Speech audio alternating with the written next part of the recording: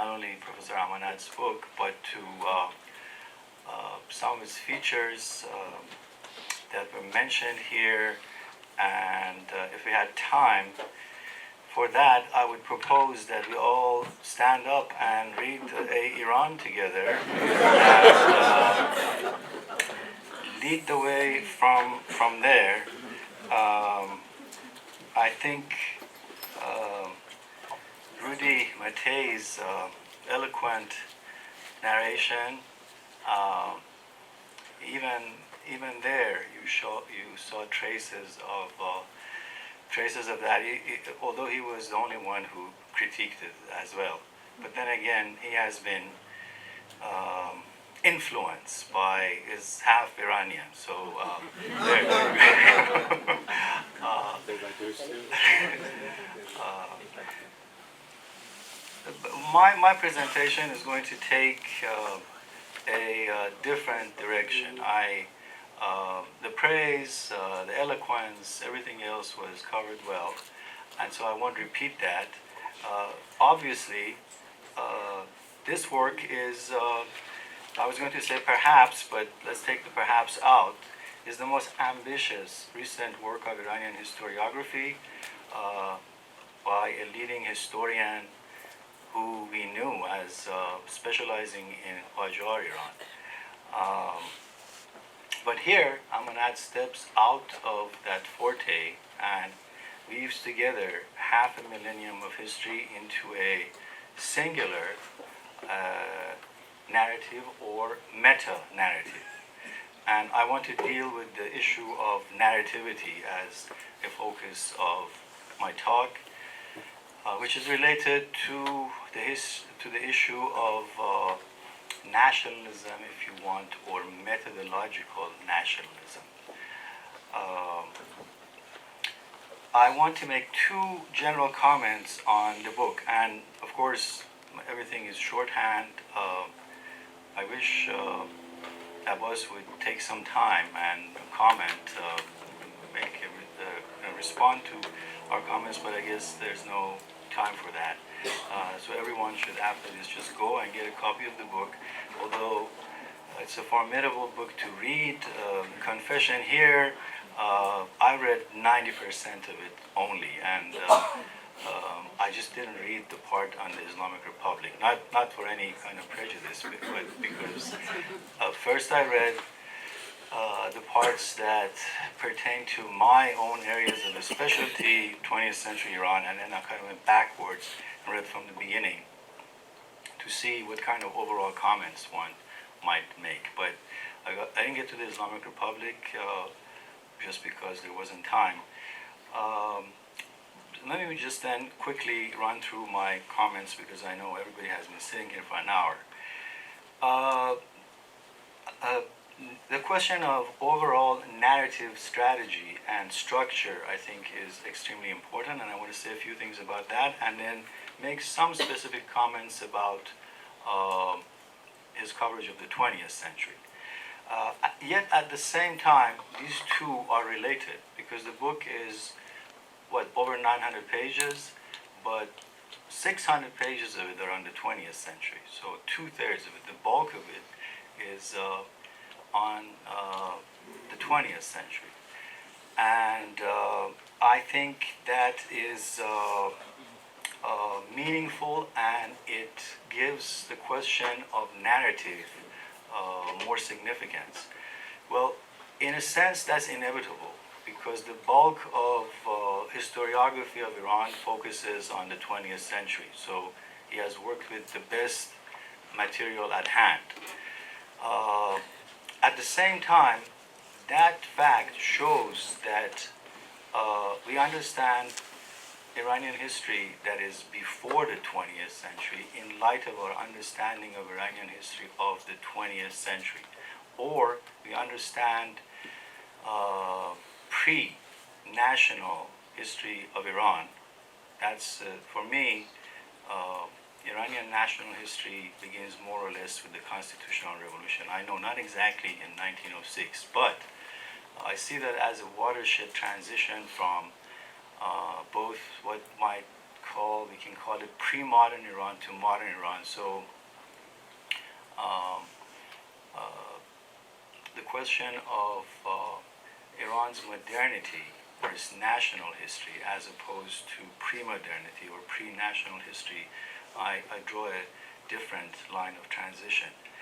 And so therefore I have issues with going back to Safavid Iran and see the origins of Iran's national history back there. So a feature of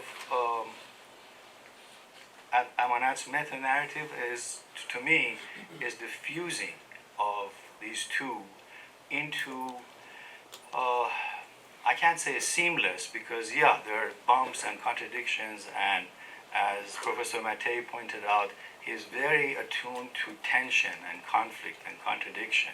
He's not trying to just, paint with a broad stroke everything that happened, and yet there is narrative continuity.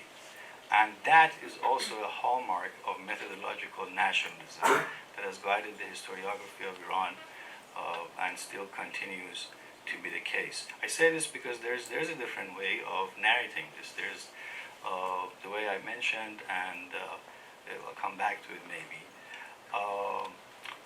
But that's also related to another question, and that is the attempt to narrate history in this sense, or create a meta-narrative. I see both as a strength and a weakness. It's a strength, and it's a tribute to Amanat's confidence that he can do this, because it's not necessarily done.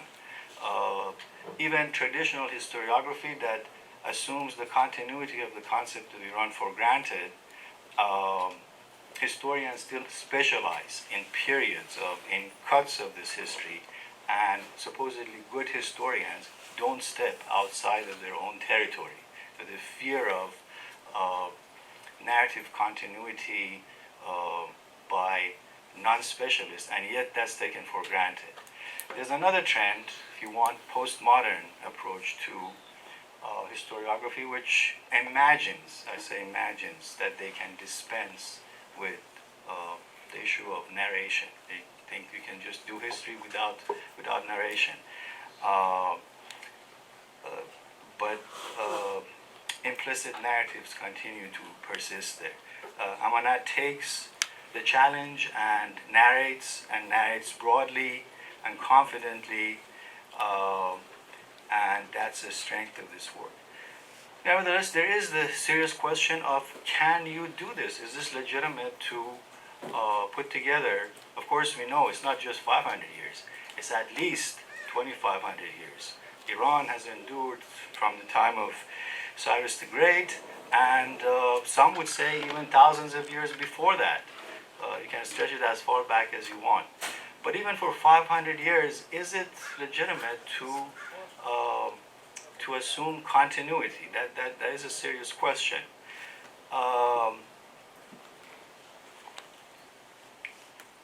I think in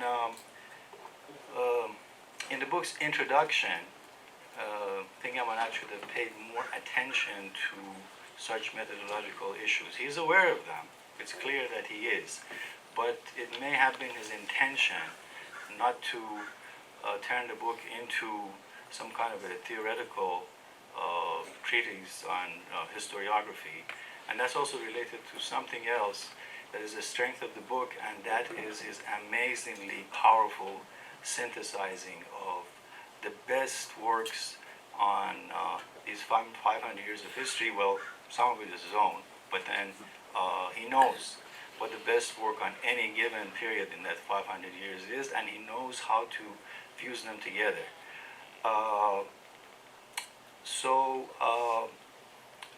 I wish he had talked more about that, and contrary to what Nagar said, I wish he had cited more sources so the readers who are interested could see the voice that he has crafted. And there I agree with Nagar, there's a voice, it's Amanat speaking throughout the book. How that voice is the composition of so many other voices. And if you could trace them directly to, yes, I'm saying this, but I am relying on, 10 other sources, and that's where it's coming from. I echo and synthesize. So I would have liked more footnotes, and people could read or not read them.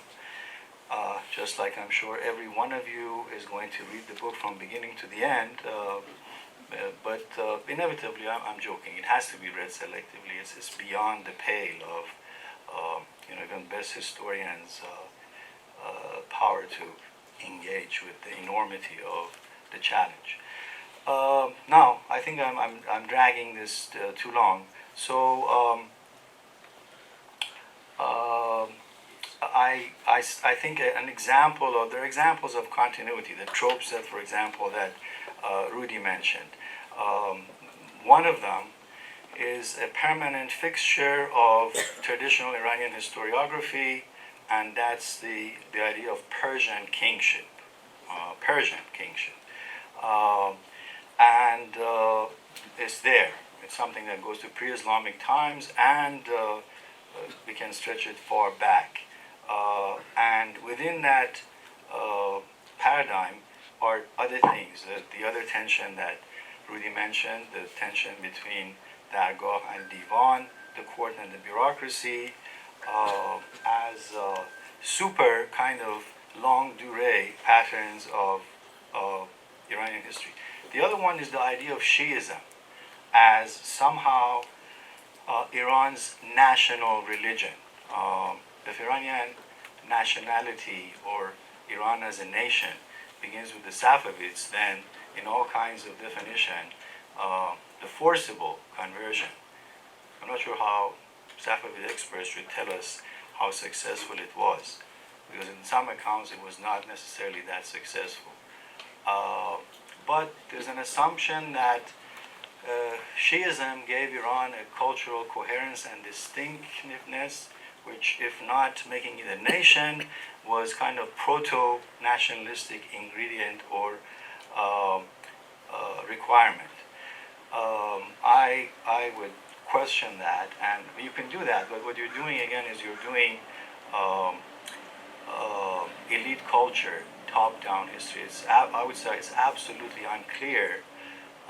Here I go back to another point that Rudy meant, that if you step outside the chronicles and existing kind of written sources from center, from Isfahan or from Tehran, it's not clear what the majority of people who lived in Iran, and I wouldn't even call them Iranians, because if you went and asked them even in the 19th century, early 20th century, who are you? I would say it's quite likely that they would not jump to their feet and recite a Iran or a few verses of the Shahnameh. Why not? Because they wouldn't speak Persian. They would have some kind of a local or indigenous identity first. Okay, I grant it to you. If you say, but aren't you Iranian? They would say, well, maybe. This is an example that Rudy gave. But the guy said, but I'm from Hamadan. Again, this, and also the assumption that Shiism, in its kind of juridical orthodox form, had even filtered down to the majority of the country. Shiism is like a textbook religion and is handled by experts. And the majority of Iranians, or whoever you want to call them, who could not read and write, probably had absolutely no idea of a lot of the minutiae of what this religion is about, and probably followed some unorthodox version of Islam, or even, I don't know, we have to discuss folk religion. Did Iranian, not only villages, but cities, small towns, have educated mullahs even into the 20th century? That's debatable. This continuity of Shiism, I think, like the trope of Iranian kingship, not inventions, but these are also aspects of continuity that I think Orientalist scholarship did not invent, but this was their way of understanding and giving coherence to Iranian history. And of course, they picked it up from Iranian sources, but it kind of bounces back and echoes in modern historiography. However, having said that, I'm not claiming the strength of the book is that yes, there are allusions to these. There's an assumption of continuity, but that does not operate as a rigid frame controlling the flow of the book. Amanat is such a superior historian that he can handle his sources and his narrative with the full richness of constantly recognizing that yes, this, but then no, something else. So maybe just say a few things about the 20th century and wrap up. The chapter on the constitutional revolution that Professor Afari covered, I think, is one of the most powerful parts of the book and shows the extreme richness of what Amanat has accomplished.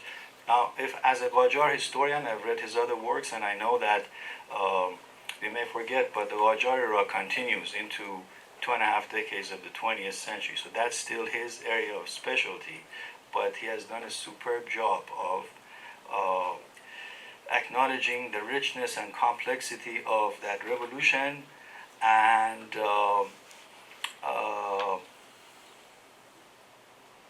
I could have, again, little squabbles, maybe they're not that little.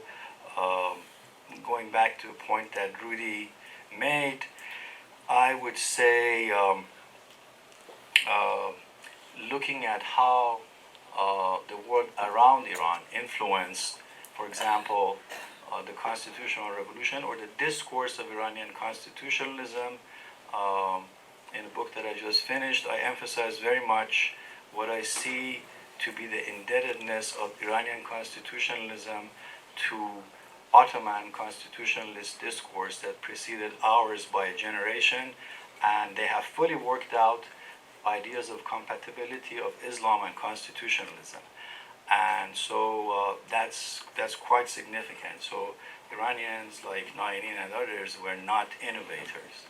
This was done already by Ottomans. Similarly, perhaps more attention to trans-Caucasian influences, the Social Democrats. Their numbers were small, but intellectually they made a tremendous impact. I would argue that the core agenda of 20th century Iran's social reforms, be it franchise first for men and then extending it to women, land reform, education, public education, freedom of the press, all these things, how did they first arrive? It was in the program of the Social Democratic Party, then the program of the Democrat Party in the second Majlis, later on articulated in the program of the Tudeh Party, later on articulated in the White Revolution, and some of it still yet to be realized.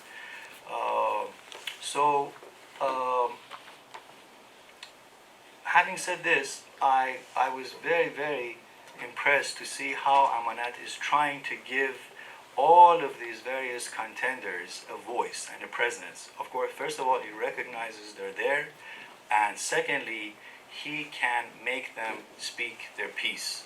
Now, okay, every one of us may kind of have a squabble here and there, but they're speaking. His coverage of modern Iranian history makes the Islamists speak, makes the leftists speak, makes even the conservatives and the court, of course, even the Shah. Everyone has a piece to play in this kind of a Shakespearean high drama that unfolds. No one is silenced.